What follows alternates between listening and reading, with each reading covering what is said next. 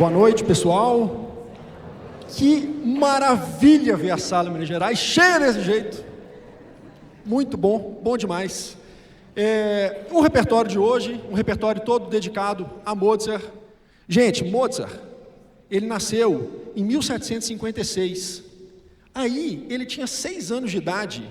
E é uma pintura linda, o nome dessa pintura é O Pequeno Mozart tocando o órgão pela primeira vez, numa das viagens que ele ia com o pai dele, para poder já tocar, né, com 6 anos de idade, todo mundo louco vendo esse prodígio, tocando tão bem. Então, ele, numa igreja no interior da Áustria, teve essa cena aí, uma igreja franciscana, né, os franciscanos ali, falaram, o que esse menino está fazendo? Ele devia estar tocando muito bem o órgão, né, aos 6 anos de idade. E aí eu vou pedir para ele passar mais uma vez aí a projeção. A irmã dele foi uma grande influência que ele teve. Aí é um caso interessante, porque o pai, Leopold, era professor, era violinista, era compositor, e deu realmente assim, um berço de ouro, nesse sentido da cultura, para o Mozart e para a irmã mais velha, que é Maria Ana. A mãe deles, né, se chamava Ana Maria, então a primogênita ali é a Maria Ana. Ela era 5 anos mais velha que ele, e dizem que era tão talentosa e tão genial quanto Mozart. Existem relatos dela aí com 7, 8 anos de idade, estudando cravo, né? E Mozart, pequenininho, sentadinho do lado, no colo dela, com 2, 3 anos, já também começando a aprender. Só que por costumes da época, né? Era a época, a gente está falando do século XVIII, quando ela fez aí 13, 14 anos, ela foi ficar em casa com a mãe, cuidando dos afazeres domésticos, e Mozart, Wolfgang, né, ele segue com o pai dele fazendo as turnês e as excursões. Eu vou pedir para passar mais um slide. Essa aquarela, olha que linda essa aquarela, é o Leopold, a Maria Ana, que ela era carinhosamente chamada de Nannerl. Eu não sei como é que pronuncia isso em alemão, né, mas Nannerl era a maneira que eles chamavam ela. E aí o pequeno Mozart, nessa época, ele já tinha 7 anos de idade. E por que eu quis fechar essa primeira parte aqui dessa explicação com essa aquarela, com ele com 7 anos de idade? Porque nessa época aí, na verdade 1 ano depois, com 8 anos, ele compõe a primeira sinfonia que nós vamos tocar. Com 8 anos, ele escreve uma sinfonia. E é interessante porque a gente está pegando o início do período clássico, né? Apesar de Haydn, Joseph Haydn, que foi um outro grande compositor, ser 24 anos mais velho que Mozart, a primeira sinfonia de Haydn é mais ou menos na mesma época que Mozart fez a sua primeira sinfonia, né? Porque Haydn não fez a primeira sinfonia com 8 anos, né? Então é mais ou menos ali na mesma época. É uma sinfonia curtinha, ela só tem 3 movimentos. Quem está acostumado a vir à Sala Minas Gerais para poder assistir os concertos da Filarmônica, sabem que normalmente as sinfonias têm 4 movimentos. Mas as primeiras sinfonias desse período da música clássica, né, desse período clássico da música, elas tinham 3 movimentos. Por quê? O que a gente chama de sinfonia, hoje, na época, até um pouco antes dele, era o que a gente chama hoje de abertura. Sinfonia era o nome que se dava para uma música que se tocava antes de começar um espetáculo, antes de começar um teatro, antes de começar uma ópera. O que a gente chama hoje de música de abertura, naquela época era chamado de sinfonia, que era sempre uma música com uma parte rápida, uma parte lenta e uma parte rápida, de novo. Então essa sinfonia de Mozart é essa abertura expandida, já um formato de sinfonia que se consolidou nesse período aí do século XVIII. Então a gente tem um primeiro movimento rápido, um segundo movimento lento e um terceiro movimento rápido de novo, né? Como é que fala? O protocolo manda o seguinte, que para a gente aproveitar bem a música, a gente deixa para aplaudir só no final da obra inteira, né? Então a gente vai ouvir o primeiro movimento. Entre o primeiro e o segundo movimento tem aquele silêncio gostoso que a gente pensa assim, nossa, que coisa bonita, 8 anos de idade, olha que... Aí começa o segundo movimento, um movimento lento, super, tudo, gente, é tudo leve, é tudo muito assim, pueril, é tudo muito... É uma beleza essa música, assim, é uma pérola, e que é pouco tocada, né? E o terceiro movimento rapidinho de novo, né? Então naquele intervalo do segundo para o terceiro também, aquela contemplação, e aí no final do terceiro movimento realmente a gente consagra, honra Mozart, com 8 anos de idade, aplaudindo bastante para ele, né? E para a Orquestra Ovo, obviamente. Então, vamos ouvir a primeira sinfonia de Wolfgang Amadeus Mozart. Mais uma vez, como tradição dos concertos da Orquestra Ovo, eu esqueço de chamar Spala para afinar a orquestra, para a gente começar o concerto. Ana Clara Almeida, por favor.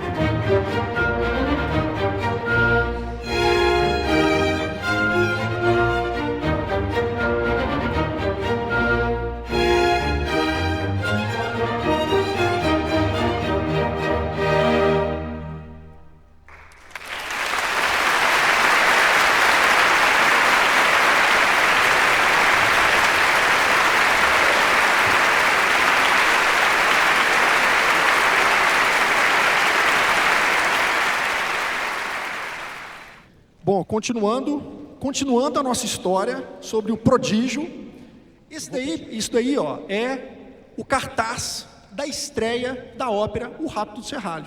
Quem fala alemão ali consegue ler O Rapto do Serralho, onde que vai ser, teatro tal, dia tal, aquela coisa toda. Se não me engano é dia 16 de julho de 1782. Por que a gente vai fazer uma área dessa ópera aí, que é tão importante para dar continuidade aí nessa história da vida dele? Ele sai de Salzburg com 20 e poucos anos de idade e vai para Viena na cara e na coragem. Um músico nessa época, ele estava associado ou à igreja ou à nobreza, ou ele trabalhava lá para um príncipe, para um conde, lá, né, aquelas coisas todas, ou ele trabalhava na igreja, como Bach, por exemplo, né? Mozart, ele falou assim, olha, quero ir para a capital, quero ir para Viena e vou tentar a vida lá. Então, acho que talvez tenha sido assim, o primeiro músico autônomo da história, o cara que banca isso daí, vai dar aula, vai fazer arranjo, vai vender as edições das partituras dele e tal, e vai tentar levar a vida ali como músico autônomo, né? E aí ele compõe essa ópera, e é muito interessante isso que eu vou falar agora, gente, eu adoro, porque assim, eu não consegui confirmar isso nos livros, né, de história da música. Eu conversei com especialistas em ópera e tal, eu entendo pouco de ópera, mas eu conversei com quem entende. E eu falo, olha, Werner, tem essa história mesmo, mas a gente não pode comprovar isso. Mas aí a história é linda de qualquer forma, eu vou contar para vocês. Alguns dias depois da estreia da ópera, a ópera eu acho que foi dia 16 de julho, uma coisa assim, eu acho que dia 4 ou 7 de agosto, ele se casa com a Constança, né? Que é como a gente traduz o nome, né? Constança Weber. Eles se casam. A protagonista da ópera é uma Constança também. E a área que a gente vai fazer agora é o tenor, o Belmonte, que aqui vai ser interpretado pelo Lucas Damasceno, o Belmonte cantando esse amor, porque a Constança ela foi raptada. E aí é ele com o coração assim, dilacerado, mas imaginando um reencontro com a Constança. Então Constança, como meu coração arde de amor, mas você não está aqui, eu fico vislumbrando o nosso reencontro. Mas ao mesmo tempo eu já escuto um sussurro, será que esse sussurro é seu? Eu escuto alguém assoviando, será que é a Constância, meu grande amor que está assoviando? O amor está me enganando, né? Então ele não sabe se ele está delirando, mas ele deseja demais, é antes de começar a saga, né? Quando ele viaja para poder salvar a Constância. E aí é esse momento, quando ele vai para Viena, é quando ele conhece a Constança Weber, e é esse momento que eles se conhecem, é o momento que eles, né, marcam ali o casamento vem logo depois da estreia da ópera. Eu acho uma coincidência danada. Não, o cara escreve um roteiro de uma ópera tal, e o protagonista da ópera é a Constança, e você está ali paquerando, está com um flerte ali com a menina, e já marca o casamento, produziu a ópera toda, estreou a ópera, dá 20 dias você casa com a pessoa que tem um nome. Eu acredito que isso é verdade, entendeu? Eu quero acreditar, porque a história é muito linda. Então a gente vai fazer essa música maravilhosa, que na verdade mostra um momento muito particular e muito importante na vida de Mozart, que é esse momento que ele sai do berço dele, ele sai do ninho dele e vai para o mundo. E realmente tem uma diferença assim, musical a partir do momento que ele vai para Viena. Não é à toa que o Alexandre está ali, ele pode me falar isso depois, fala assim, Werner, você falou bobagem, você não falou bobagem, mas eu acho que não vou falar bobagem não. O Rapto do Serralho é uma das primeiras óperas cantadas em alemão. A tradição era só italiano, e de repente Mozart escreve essa ópera, e essa é uma das primeiras óperas também que inaugura um tipo de ópera, que é um tipo de ópera alemã, né? Então, a gente tem a ópera francesa, a gente tem a ópera italiana, e a gente tem a ópera alemã, e que depois vem Wagner e faz aquela coisa toda, mas o início disso tudo aí, está com Mozart e Rapto do Serralho. Então, para a gente fazer essa área belíssima, eu quero chamar ao palco nosso solista, Lucas Damasceno.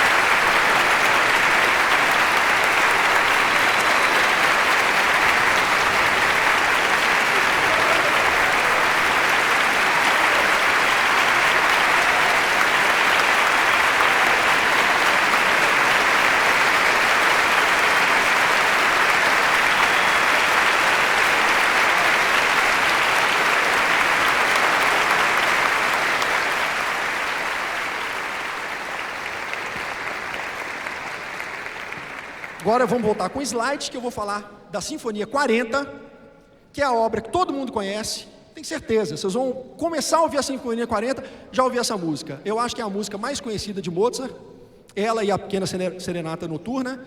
E aí é uma imagem que eu quero colocar, que é uma pintura que foi feita muito tempo depois que ele morreu, né? Quase 100 anos depois que ele morreu. Acho que essa pintura é 1860, ele morreu em 1791, mas retratando ali as últimas horas de Mozart. Então, à esquerda dele, de cabelo preto, é a Constança, e à direita dele é a Nanner, a irmã, que é aquele quadro, que estavam os dois um do lado do outro. Então, as duas praticamente que cuidaram dele. Ele morreu com 35 anos, gente. 35 anos, ele deixou música demais escrita, e era tudo perfeito. Ele escrevia de um jeito assim que não tinha erro, ele não errava.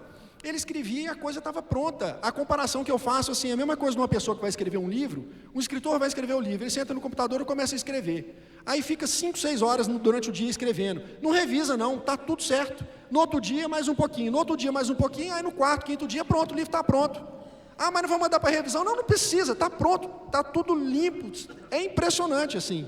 Então é um momento, coloquei essa imagem porque é um momento mais do final da vida dele, né? Alguns anos antes dele morrer. Ele era muito novo, essa sinfonia ele escreveu, ele devia estar com 32, 33 anos. É uma sinfonia que eu quis colocar porque ela é muito relevante para a formação dos meninos, e é uma sinfonia muito bonita de se ouvir. Ele já está flertando com um período romântico, né? É quando a gente tem Beethoven depois, né? Então assim, ele já está olhando para esse romantismo. Então ele é um cara que ele foi contemporâneo à época dele. Mozart não foi um cara assim que estava isolado do mundo, não, ele foi contemporâneo à época dele. A época dele estava mudando, né? Teve Revolução Francesa, aquela coisa dele, e a música dele acompanhou isso. Então ele já está olhando ali para o romantismo. E antes da gente começar, eu quero colocar uma outra pintura dele, com uma frase do único Eduardo. Cadê o Eduardo? Eu vi o Eduardo por aqui. É a frase do único. Quem é o único? Sempre me incluí entre os maiores admiradores de Mozart, e assim permanecerei até meu último suspiro, disse Beethoven em uma carta em 1826. Beethoven era fã de Mozart. Ele tinha o concerto número 14 de Mozart no repertório, ele era novinho. Então, apesar de eles terem convivido pouco, mas sempre teve essa admiração, para a gente entender realmente que esse cara vale a pena ser celebrado. E vamos fazer a Sinfonia 40, que eu tenho certeza que vocês vão gostar. Uma sinfonia mais robusta, ela é maior, em 4 movimentos. Pessoal, muito obrigado, boa noite, um ótimo fim de ano para todo mundo.